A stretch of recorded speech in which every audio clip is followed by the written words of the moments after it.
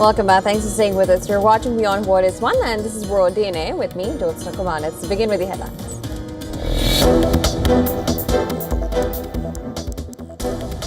Man rescued from collapsed building as search continues for earthquake survivors in Venezuela. Death toll rises sharply to 1,430. Mi familia ya, mi familia.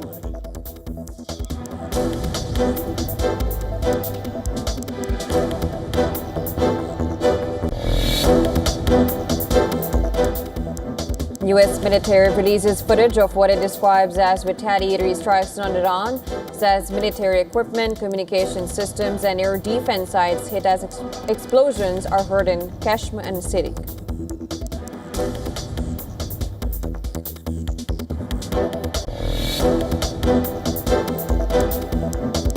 Kuwait, Bahrain say they are engaging hostile missile and drone attacks as Iran's Revolutionary Guards confirm striking the Gulf countries in retaliation for U.S. attacks.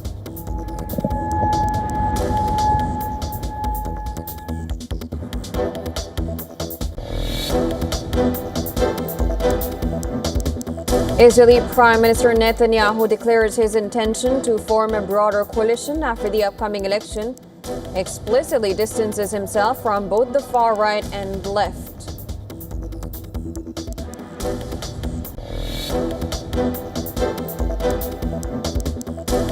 Explosions heard in Kiev as Russia launches a ballistic missile attack on Ukraine. Residents urged to take shelter.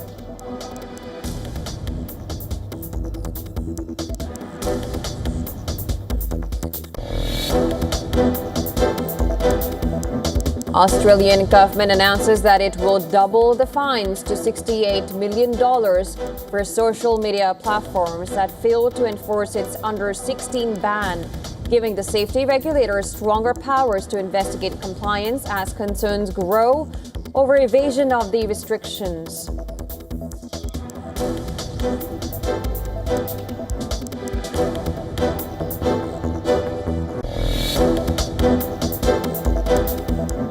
Colombia win Group K after goalless draw with Portugal. Both squads already into World Cup knockouts.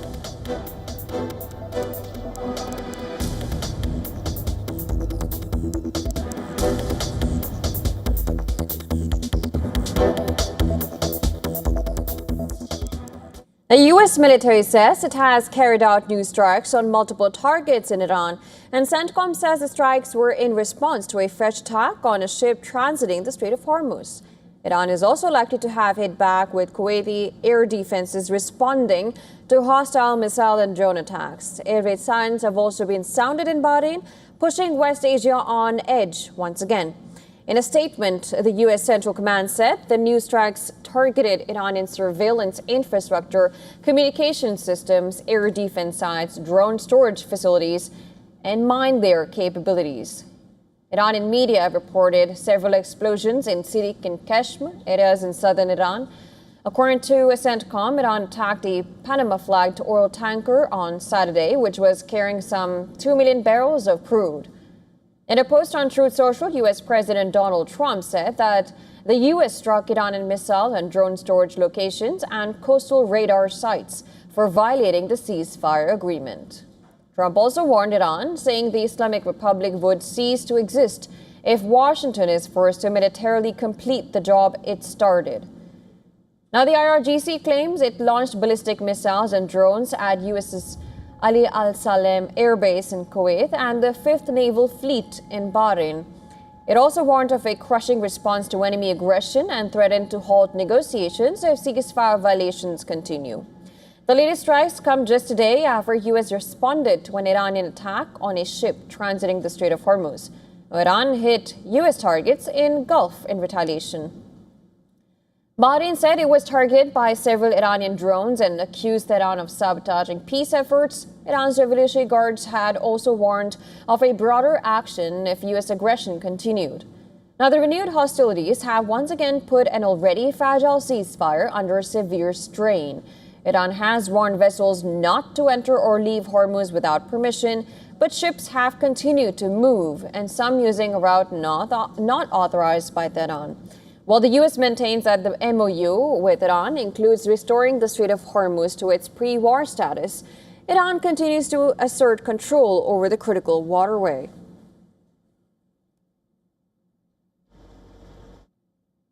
An Israeli airstrike in southern Lebanon killed one despite an agreement between the two countries. As Prime Minister Netanyahu described the deal as a major blow to Iran and Hezbollah, the agreement has been signed, but whether it can deliver peace remains an open question. But the hardest part begins now. The agreement does not guarantee a full Israeli withdrawal from southern Lebanon. Instead, it links any redeployment to security conditions on the ground. Israel has made it clear that its forces will remain until Hezbollah is disarmed, while the framework envisions the Lebanese army taking control of specific areas only after it is verified that non-state armed groups are no longer operating there. And that is where the first major challenge emerges. Hezbollah has rejected the agreement, saying it undermines Lebanon's position and opposing any move towards its disarmament. The group remains one of the country's most powerful military and political forces, making the implementation of the deal far more complicated than its signing.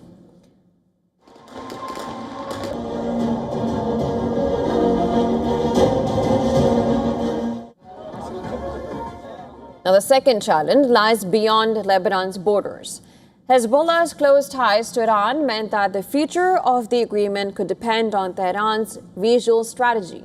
And analysts believe Iran's calculations, including its relationship with the United States and its broader security interests, will play a crucial role in determining how the deal unfolds. But for Lebanon, the agreement offers a chance to reassert state control over its southern territory. And for Israel, it is an opportunity to create a security buffer along its northern border. But with key issues like Israeli withdrawal, Hezbollah's future, and Iran's role still unresolved, the framework remains a diplomatic breakthrough that faces significant political and security hurdles.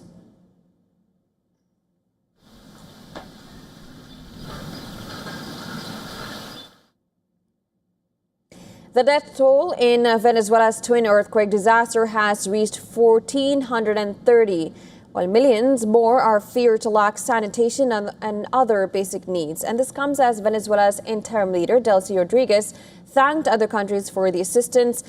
The search for survivors saw desperate attempts by local residents to claw away rubble from apartment buildings that collapsed in Wednesday's two quakes. The Venezuelan officials are facing public outrage in the aftermath of the earthquake, while volunteers and international rescue workers are tirelessly working to seek signs of life. A glimpse of hope eventually emerged when a disoriented man screaming for his family was rescued from the collapsed building in La Guaira state on Saturday. The man was desperately screaming for his family as people grabbed him and put him on a pickup truck. Mi familia llave, mi familia, roca, mi familia. No hay otro. No, mi familia. Tenemos asistencia médica en Carabela. Mi familia, para tiene que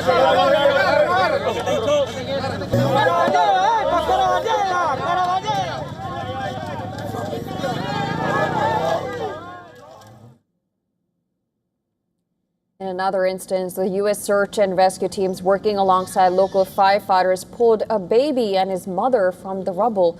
while both were found alive with only minor injuries and were brought to safety.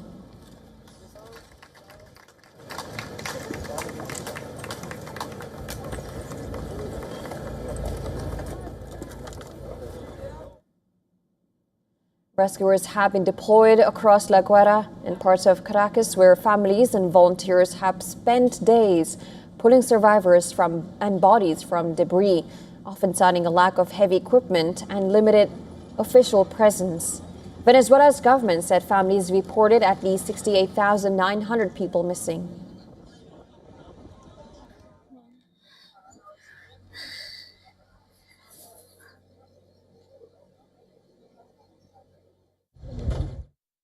I want to tell my family that Yamilet and Clibert haven't appeared. They're still under the rubble. They need to send urgent help. What we need is help. Machinery, because her family are my neighbors. They're crushed. Please, the 12th floor collapsed all the way down and everything is collapsed. We need heavy machinery to lift everything, please. Since last night, my relatives trapped under the rubble have been trying to communicate. They could still hear the banging, though it was getting weaker each time, and at this hour there is still no response. Some volunteers tried to get in from the front, but they couldn't reach the spot. We believe it's in a basement or behind an elevator. The UN estimates that the twin earthquakes have caused a total of $6.7 billion in physical damage, which is equivalent to 6% of Venezuela's GDP. It further said that the back-to-back quakes hit major population and economic centers near Venezuela's northern coast. Venezuelan officials say that more than 1,600 foreign rescuers arrived in the country, with additional teams expected as part of a growing international response. Venezuela's interim leader, Delcy Rodriguez, informed that 21 countries were sending search and rescue teams, while the U.S. said that one runway at Simon Bolivar International Airport was partially functioning to receive C-17 U.S. military planes, while a naval ship had arrived off the coast. The U.S. had said it was sending a disaster response team of more than 250 personnel, including 3 special search and rescue units with dogs trained to locate people trapped beneath the rubble. Now, amidst the devastation in Venezuela, Pope Leo remembered the victims of the earthquake, their families, and those involved in relief operations, and said he hoped global solidarity with Venezuela would endure. Before entering into the final reflection, I would like to express our solidarity, mine and that of the entire College of Cardinals, with the people of Venezuela, who have been severely affected by the violent earthquake of recent days. We offer our prayers for the victims, their families, and all those suffering the consequences of this tragedy. We also entrust to the Lord all those engaged in relief operations and ask that the international community's solidarity with that beloved nation would not cease.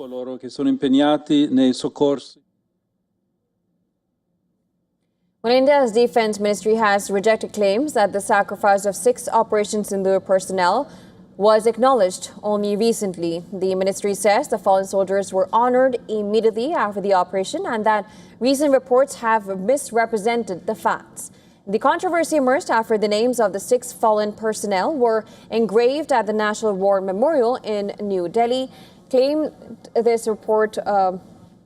Now, some reports had claimed that this was the first official acknowledgement of the casualties during Operation Sindoor. The Defense Ministry has now strongly rejected that assertion. According to the ministry, the nation paid tribute to the 6 brave hearts during an official military briefing on 11th of May last year. Their sacrifice was also recognized through gallantry awards announced on 14th August last year itself. The Indian Army's official social media platform also paid tribute to them at the earliest opportunity. The ministry said that the families of the fallen soldiers have also been honored at military ceremonies. The Army Chief of Staff presented Sena medals to the families of 3 soldiers during Army Day this year, and the Chief of the Air Staff also honored the Air Warriors family at a separate ceremony. The Defense Ministry added that engraving names on the National War Memorial follows a well-defined official process. It said suggestions that due procedures was not followed are factually incorrect. The ministry urged the media to avoid unverified reports, saying such claims could cause distress to the families of those who made the supreme sacrifice. The 6 Operation Sindoor Bravehearts include 5 Indian Army personnel and 1 member of the Indian Air Force.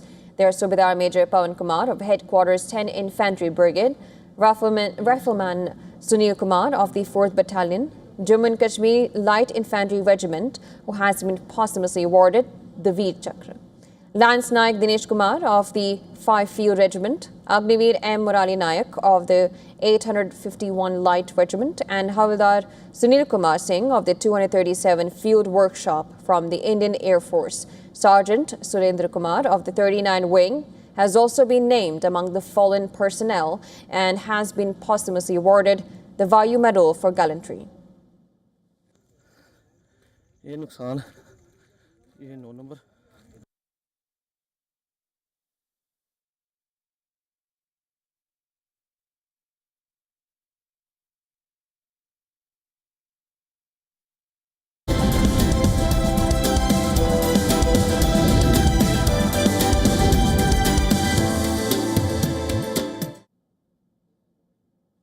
After powering one of Wall Street's biggest rallies, artificial intelligence is now facing its toughest test yet.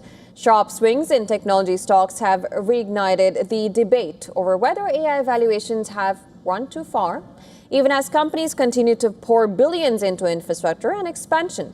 Now, here's a report on why investors are questioning whether the AI boom can live up to the hype. Take a look.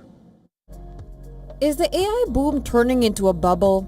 That's the question investors are increasingly asking after sharp swings in technology stocks revive concerns over lofty valuations. The 5 biggest technology companies on Wall Street are now worth a combined $18 trillion, highlighting just how concentrated the market has become. Companies that were buying back their own shares just months ago are now raising debt to fund massive AI investments. While analysts say current borrowing levels remain manageable, higher interest rates could make financing these ambitious AI plans more expensive. Adding to concerns is the growing use of so-called circular financing, where large technology firms fund AI startups that in turn spend heavily on the same company's cloud and AI services. Recent market volatility has intensified the debate over whether AI spending can generate returns quickly enough to justify current valuations.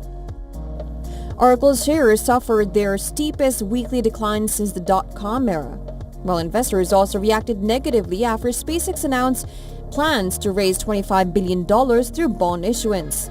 However, not everyone believes the recent sell-off signals the start of an AI crash. Several market strategists argue that the weakness reflects profit booking, elevated valuations, and higher interest rate expectations rather than a breakdown in AI fundamentals. Even so, analysts say markets remain highly sensitive to any signs that AI investments may not deliver the expected returns. Beyond market valuations, questions are also emerging around AI governance. A new IBM study found that businesses are rapidly moving from AI pilot projects to enterprise-wide deployment, but governance, security, and oversight frameworks are struggling to keep pace. Well, I suppose a bubble is not really a binary affair. It's a question of, are there degrees of exuberance in this sector? And I'd say the answer to that is absolutely yes. And I think how that has really been played out has been how we look at the degrees of uncertainty that are in so many parts of this model. There are degrees of uncertainty around demand, and there has been evidence of that just in the last few days. So clearly the demand piece is in question, and the supply piece is very much in question because we don't know whether we will see costs coming down. We don't even know if supply shortages will lead to cost increases. So I'd say all of that creates what we call in our modeling world funnels of doubt. And you might call that funnels of opportunity. The findings come as investors continue to weigh whether unprecedented spending on AI infrastructure can generate sustainable profits. Experts warn that while today's market differs from the dot-com bubble, any sharp correction in the largest technology companies could have far-reaching consequences for financial markets, retirement savings, and the broader global economy. Business Bureau Report, WION World is One.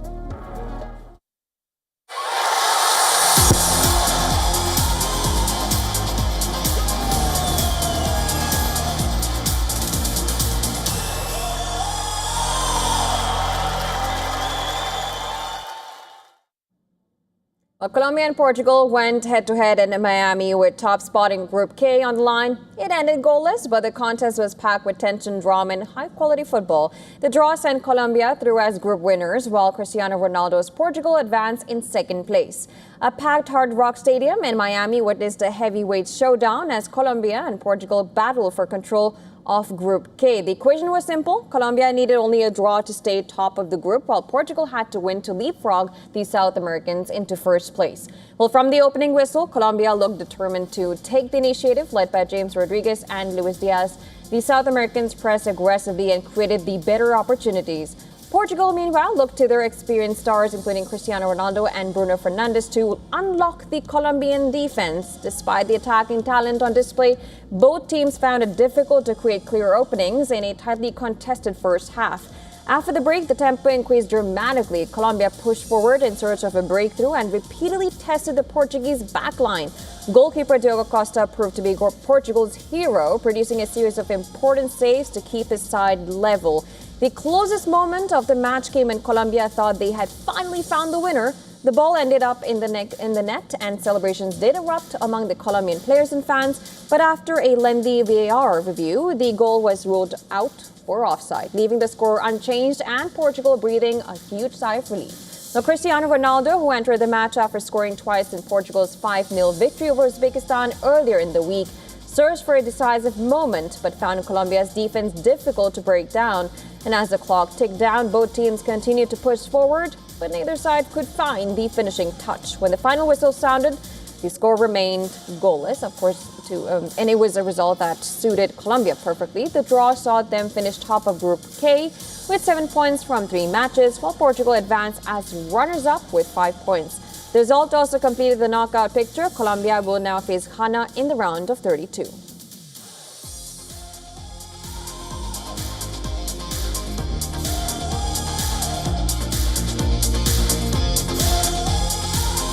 Well, just a reminder to our viewers in India, you can watch all 2026 FIFA World Cup matches on Z5. Tune in and catch all the action.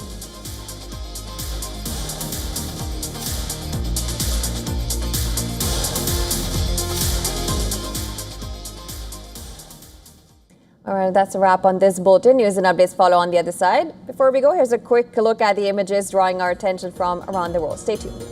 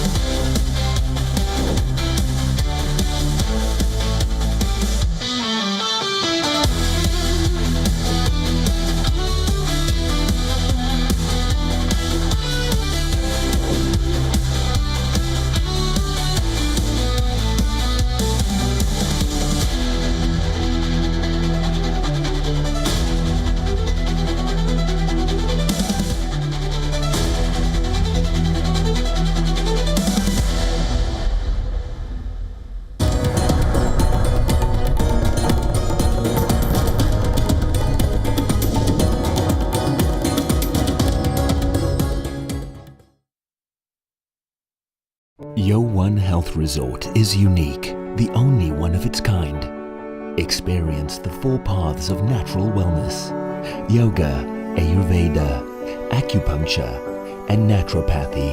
Each uniquely customized program improves the whole person to make every person whole. Come to WION Health Resort. Make your reservation at WION.com.